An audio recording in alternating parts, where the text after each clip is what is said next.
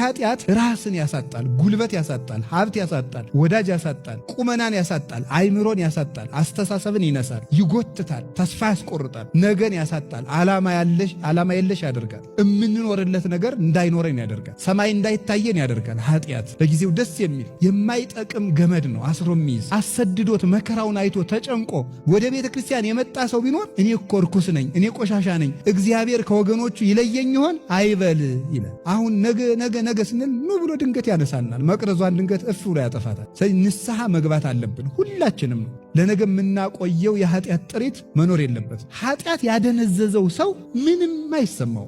ተመስጦው ሌላ ነው። አያደንቅ፣ አይሰቀቅ፣ አይጠነቀቅ። በቃ ተጎልቶ ዝም ብሎ እድሜውን መፍጀት መደንዘዝ ለቤተ ክርስቲያን አሁን ሰይጣን ከሚጎዳት በላይ እየጎዳን ያለ የልጆቿ መደንዘዝ ነው። የተኛ ሰው ቤቱ ይዘረፋል፣ ቤቱ ይሰረሰራል፣ ሀብቱ ይዘረፋል፣ እሱም ሊገደል ይችላል፣ ቤቱም ሊቃጠል ይችላል። በኃጢአት የተያዘ ሰው ጸጋውን ያጣል። መለወጥ እኮ ነው ያቋል። እንዳትቆርብ እስኪ የትኛው ጳጳስ ነው የከለከለ? እንዳትቆርቡ፣ ንስሐ እንዳትገቡ፣ እንዳትጸልዩ። እናንተ የአስተዳደር ጥብቅና ከመቆማችሁ በፊት ስለ ነፍሳችሁ የማታስቡለት እና መጠንቀቅ ማለት መጀመሪያ በለመድነው ነገር የሚከፍታቸውን በሮች ሰይጣንን እነሱን ነው ማየት። እመኑኝ፣ እግዚአብሔር ብቻውን የተወው ሰው የለም። እግዚአብሔር ብቻውን የጣለው ሰው ከቶም ቢሆን በመጽሐፍ አላየንም፣ በአባቶቻችንም አልሰማንም። እኛ ነን ብቻችንን የሆን እየመሰለን የተሸበር ነው። እኛ ነን ብቻችንን የሆን እየመሰለን የደነገጥ ነው። እኛ ነን ምን ዱብዳ የደረሰብን እየመሰለን የታወክ ነው እንጂማ እግዚአብሔር ፍጥረቱን ረስቶ አያውቅም። እግዚአብሔር በረድኤት ከፍጥረቱ ርቆ አያውቅም ወገኖቼ። እዚህ ነው እኔ ካንተ ጋር እሄዳለሁ የሚለው ሙሴ። የትም እንሁን የት፣ በምንም እንኑር በምን እግዚአብሔር አይረሳንም። ለዚህ ነው በመጽሐፍ አልተውሽም ከቶም ቢሆን አልጥልሽም የሚለው። የማይቆረብበት ትዳርም እንዲሁ ሲምፕል ኦርጋናይዜሽን ነው።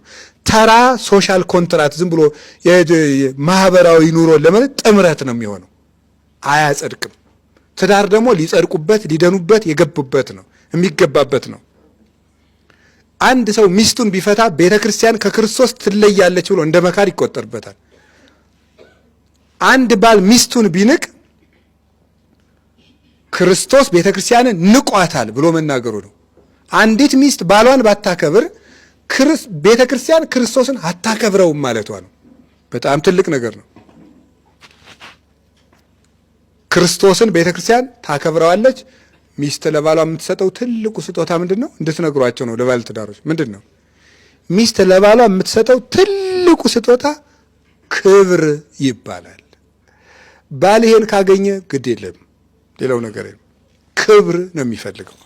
ክብር መግለጫ አለው። ለምሳሌ ዝም ብሎ ነፈዝ ያለ ወጥ ሰርቶ መቆየት ንቀት ነው። ይሄ ራሱ እያለ ማለት ነው። ገብቷችኋል አይደለም? እያለ ጥሩ ወጥ አለመስራት ንቀት ነው። ቤቱ ወንድ የለውም ብሎ መናቅ ነው። እኛ ስናድግ አሁን አባቶቻችን መንገድ በሄዱ ቀን እንደ ነገሩ ነው ምግብ የሚሰጠን እና ባባ በመጣ እንላለን። እንደው ጥሩ ወጥ እንዲሰራም ጭምር ማለት ነው። አንደኛ አባታችን ናፍቆን እና ወንድ ያለበት ቤት ጥሩ ወጥ ይሰራበታል። ስለዚህ ባልን ማክበር ቤተክርስቲያን ክርስቶስን ነው። ከመትጤዘዞ ቤተክርስቲያን ለክርስቶስ ከማው አንስትን ይታዘዝ አላምታቲክን ክርስቶስ ለቤተክርስቲያን እንደምትታዘዝ ሚስቶች ወይ ለባሎቻችሁ ታዘዙ። ለባሏ የምትታዘዝ ሚስት የባሏ እመቤት ናት። ታውቃላችሁ አይደል? መልሳን የምትገዛው ማለት ነው። ከታዘዘችው ገንዘቡን ምንጭ ከጓደኞቹ መሃል ሲያወራ ማክበር፣ ሲመጣ ተቀምጣ የነበረች ተነስታ ጫማውን ብታወልቅለት፣ ልብሱን ብታጥብለት፣ ከሰው መሃል ሲያወራ እውነትህን ነው ብትለው፣ የእውነቴን እኮ ነው የምነግራቸው ማለት ነው። እንደዛ ብትለው በስላሴ ከዚያው ንጉሠ ነገሥት ነው። ወንድ ለክብሩ ነው የሚጨነቅ። ገብቷችኋል? የፈለገ ቢሆን እንዲሁ ከዋሸም ዞር ብሎ መጥፋት ነው።